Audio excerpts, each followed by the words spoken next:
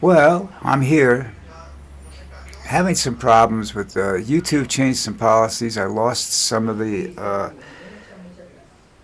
areas that the apps that I share it to. I don't know how that happened. I don't know what's going on. I have to try and contact them. They're not easy to. You have to be very careful how you ask questions. You know what I mean? Anyhow, what's going on? Well, the big thing over the weekend is that Trump's getting crazier. He's upset with he was very upset with Bad Bunny, and to tell you the truth, I didn't enjoy it because I don't like rap music. Had nothing to do with Bad Bunny. I mean, the way the show was set up, it looked like it was very, very difficult to see from the stands unless you watched it on the big screen. So I don't know, what it was or what have you. It sounded like the people enjoyed it, but I'm not trusting that real well, I don't know. I haven't seen any reports about it yet. I only watched bits and pieces of it because I was serving food to my guests for the Super Bowl party, which happens, no matter who is playing the music. Sometimes I'll stop and listen to it. But he started out rapping, and I just don't deal with rap. You know what? I don't care about the language. That's got nothing to do with anything. I have some beautiful Spanish music in the house that my wife likes. She's probably classified as an oldies fan, I guess, of Spanish music. She likes a lot of the older people, and she likes some. I liked the woman Fonseca and some other people and whatnot. Shakira is more of an entertainer than a singer, but she has a way of getting the crowd going, and I like music that gets the crowd around me going, not just me. You know what I mean? So the Bad Bunny didn't impress me, but I mean he's obviously got a following, and that's fine. I got no problem with it. I don't criticize music I don't really understand that well. Uh, I like him because he pisses off Trump, and that's a plus in anybody's book right now, But Trump's going crazier. I mean, some of the stuff he's saying and some of the stuff he's trying to do is ridiculous. He's going back after the Panama Canal. He wants to control South and Central America. And I keep saying, well, that's going back to the movie Rollerball, where the people are living on the moon, all the rich people live on the moon, and the people on the planet are, working to survive, as slave labor for the people who are living on the moon. And speaking of that section of the movie I was talking about, Elon Musk has given up building a colony to colonizing Mars, and he's planning on colonizing the moon. Exactly what I said that movie said, right? The big problem with our planet is overpopulation, and I don't understand.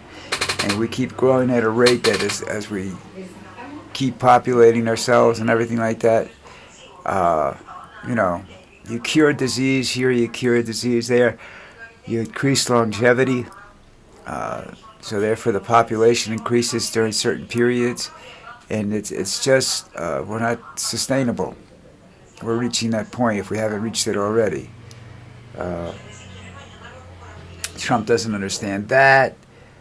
Trump doesn't understand the fact that the climate will eventually kill us all if we don't start taking care of it, and it may be too late to stop the disaster that's coming. He doesn't care.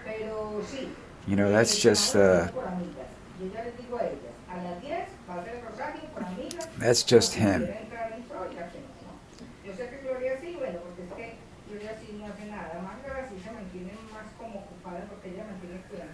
Oh, that stuff I'm talking about later. Musk no Mars. Okay. The next thing that's going along with this, him getting crazier, is that they're discovering at least 6 senators involved in what they could be possibly classified as inside trader trading on, in other words, buying stocks on where they are making the deals to whatever it is, finance them or get them licensing on stuff like that. I'm surprised it's the first and it's only that many people. Well, there's a lot of it depends because there's senators that don't have any money, and then there's senators that don't invest in penny ante stuff that like this is going on. They won't do insider trading because they don't want to risk their fortunes. They don't want to risk people knowing that's how they made their fortunes.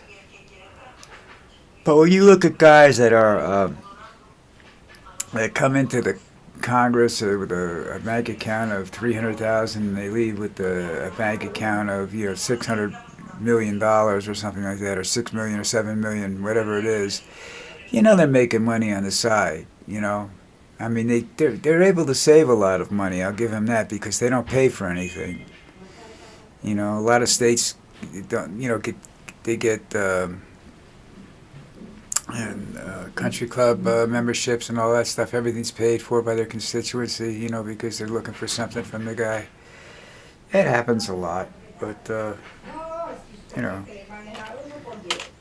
But I'm interested in Trump getting crazier because I don't know when they're going to do something about it. And I'll tell you what, everything I'm reading says that if he isn't as crazy as Donald, whatever it is, Vance is hated by everybody. There isn't a really big support base for J.D. Vance. It comes from him being closely associated to Donald Trump. But without Trump, J.D. Vance is not really a well-liked person, and that surprises me. But actually, it doesn't. I've always felt that the vice president, which is very, all he does is that Senate vote, which with J.D. Vance, it's a big deal, but with other senators, it hasn't been that much of a big deal. Because there's been such a majority, there's never a tie. But Trump's bills and stuff are so outlandish that there are ties, and then J.D. Vance comes in on Trump's side and votes, and that's the end of it. I really don't see him as a person with a agenda. I don't mean not an agenda. A platform maybe is better terminology because he just doesn't have any ideas of his own. And he's skating on thin ice everywhere. Internationally and what have you. People hate him around the world. People hate him. He goes to the Olympics and he gets booed, and even Pence wouldn't get booed that much when he went around the world because he disagreed with Trump once in a while. J.D. Vance doesn't disagree with anybody.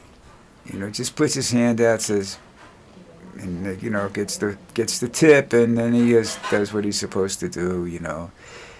Cheerleader type idiot that he is. I'm a little congested this morning. I'm sorry. I'm not depressed or anything. I'm okay. I watched the Super Bowl yesterday. Now, see, some of the stories I'm reading say that Bad Bunny dissed Trump at the Super Bowl. I couldn't tell you. My Spanish is horrible, and I live in a Spanish-speaking country. Like I said, though, I was also very busy serving food and everything like that, cooking and serving during halftime, so I didn't get to see the whole thing. That happens most of the time with these things, because that's what I do. But this one drove me crazy. I had a lot of food because there was supposed to be a couple other people there that didn't show up, and at the last, we're talking the last minute. We're talking 2:00 in the afternoon. They tell me they're not coming, so I stopped doing advanced prep and just was cooking it at halftime. That's just because there's not that many people there, so it was easier that way, and I didn't want to waste any food. Still wasted a couple of things, but not really. People love. I do bar food, American bar food, potato skins, popcorn, balls, stuff like that. Strange things, Monte Cristos. All American food. And anyhow, and I had one vegan or vegetarian, whatever John is. He just doesn't. I had to make special. They just do something a little different for him every once in a while. That's okay. Or most of the stuff was generic. It could be eaten by anybody, because there was nothing that was really bad in it. Um, but I watched the game, and it surprised me. But I was happy. I'm not a Seattle fan. I'm not really a New England fan, but I was a Drake May fan. I like players, but I was a real Sam Darnold fan because he got screwed so bad in his career. He had such bad coaching when he came into the league to the Jets. It was just absolute. The fact that this guy is still playing football is amazing. He's got a lot of heart. Now he didn't have a super game. He didn't have a great game, but he managed the game well. He's not going to be a superstar quarterback anytime in the future, but he's a winning quarterback because he knows how to play within his strengths, and the team's strengths. And he was very good at it, and I'm very, very happy for him. And that's why I rooted for Seattle, And I said to people in the room with me at the time, I said they were all New England fans, They like winners, and I said Seattle has got some big, mean boys on that team. I said they don't play nice, and they did, and they beat the crap out of them, and that's what happens, And I think New England's going to go back to the drawing board, and we'll see what happens. I can't blame the coach, but it proved that the offensive coordinator is this offensive genius can be beaten, and he's not that great, But give him, they kept blaming it. They blamed everything on the left side tackle and guard because they were rookies. I said, look, if you're good enough to play 15 games or whatever, 17, 18 games before you get to the Super Bowl, don't blame anything on them. Okay, because it's not on them. It's that if you think they're not strong enough, why do you run to their side? Why are plays run to that side?